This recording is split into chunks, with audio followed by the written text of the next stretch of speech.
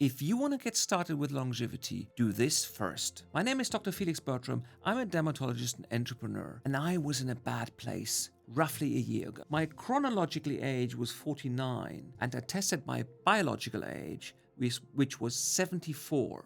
Reason why?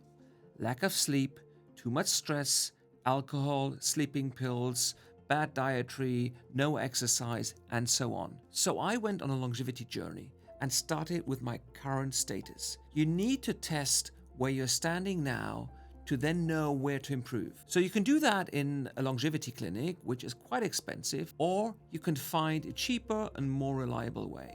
That's how I did. A few of my suggestions coming up now you need to do in a proper facility or with a doctor, but some of the things you can do at home. Let's go through it. So here are 4 areas I would look at first. Number 1, cardiovascular health and risk factors. Number 2, metabolism. And number 3, fitness levels and overall health. And at least my mental health status, or at least some indication, and stress resilience. Let's get started with cardiovascular health. Cardiovascular diseases with strokes and heart attacks are still the number 1 killer for humanity. So the things I would measure first is triglycerides. It's the amount of lipids found in the blood. A second marker of importance is apolipoprotein B.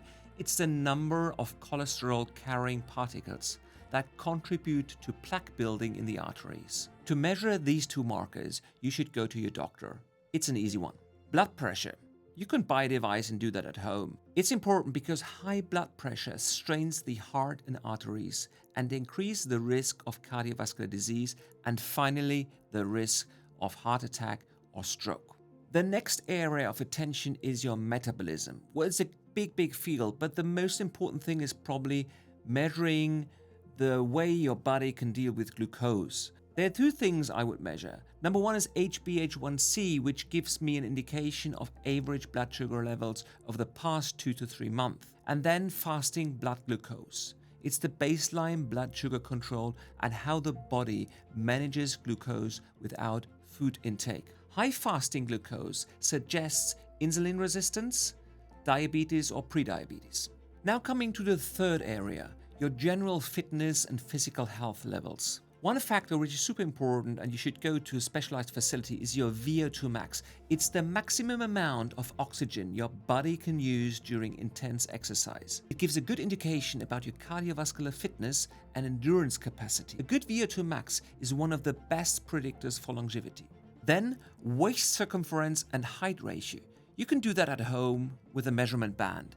It measures abdominal fat, which is a strong predictor of cardiovascular risk, diabetes, and longevity.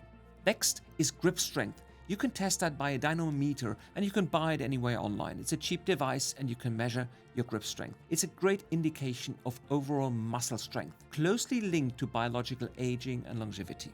And what I definitely would measure is bone density. You can do that with a DEXA scan and you find enough facilities doing this.